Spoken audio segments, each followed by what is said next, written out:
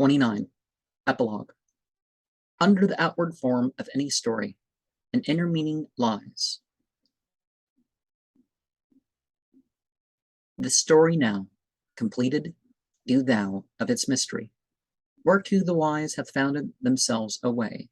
Have thy desire no tale of I and thou, though I and thou shall be its interpreters. What signifies the Shah and what the sage, and what Salaman, not of woman born, and what Absal, who drew him to desire, and what the kingdom that awaited him, when he had drawn his garment from her hand. What means that fiery pile, and what the sea, and what that heavenly Zuhra, who at last cleared Absal from the mirror of his soul.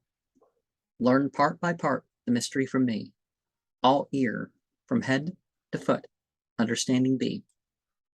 Well, there's an importance in the the back and forth of it all, the beginning and the end connecting to each other in regular reality too, right? You have the the form of the myth with all its flowers and stuff like this, and then you have the body of it, beneath all the clothes, being the role,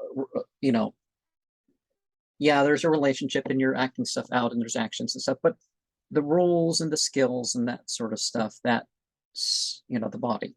But there's a spirit, the motivation, as people call it, the intention,